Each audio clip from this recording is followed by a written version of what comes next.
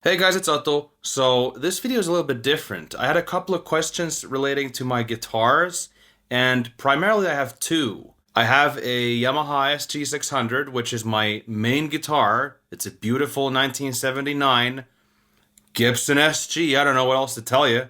It's pretty. I also have the Ibanez Fireman, which is a Paul Gilbert signature guitar, which is really cool. The Iceman shape has always been important to me, and I was a huge fan of System of a Down back in the days, so those are the two. Before, I've had all kinds of guitars. I've had an 8-string, I've had a flying VW Epiphone guitar, and an acoustic guitar, which I don't have anymore because my girlfriend has a few, so I just really need two. But there's one misfit that I keep forgetting that I have, and that's my previous main guitar, which is this guy.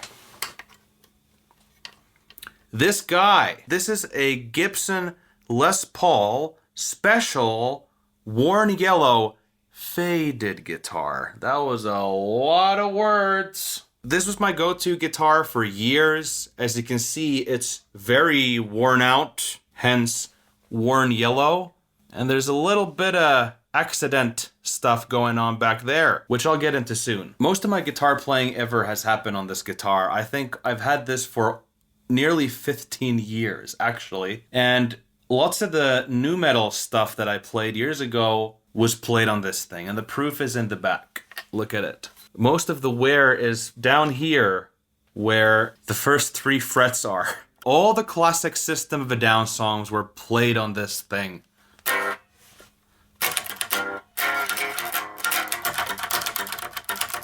Later I discovered that you can play lead guitar. And that's where you see a lot of wear as well. There's all kinds of wear and tear on this. There's pick wear. There's a little bit of elbow magic. I think I must have been pretty heavy on the elbow actually because the tone knob is loose. Look at that. Holy cow. Okay, a very important detail I forgot to mention is that lots of the scratches I made intentionally with a knife when I was younger because I thought it looked cool. But the main disaster, which I promised to get into, is this. This is a nightmare. I had a mishap years ago where the guitar fell from its guitar stand this way. Boom, went down. Snapped off the headstock. It came off. This is something that happens to Les Pauls occasionally. Happened to mine. When the headstock comes off, you can't really play the guitar. So it needed to be fixed. This was taken to a guitar store, which I will leave unnamed.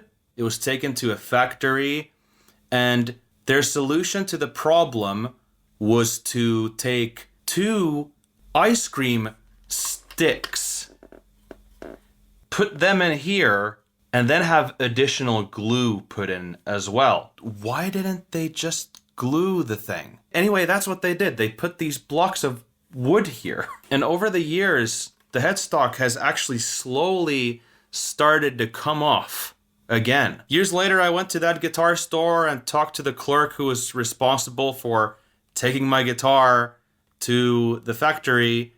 And this subject came up, and he denied that ever happening. He said that we would never allow this to happen to guitars. This would never happen in our store. And that wasn't true. It was a lie. But regardless, it still plays fine after all these years. This happened a very long time ago. This must have been easily 8 years ago. And it's still here. I think it still plays well. I love the honky acoustic sound that it has. It's very loud too. I like it. You can really yank on those strings. If you're into Black Sabbath, you know this one. Sounds good. And in the end, this guitar feels like home. Even my Yamaha SG, which is my main primary guitar, doesn't quite feel the same as this one does. Moni entered the picture. Hey, little girl. She got in the video. Oh, jeez. But that is it. Unfortunately, a little bit forgotten, but he, she, or it remains in my heart for life. So that's really it. I just wanted to talk about the yellow bastard a little bit. So let's wrap this up. That was the end of that video. And if you want to see more, there's more coming out every Saturday at 8 p.m. Finish time. See you next time.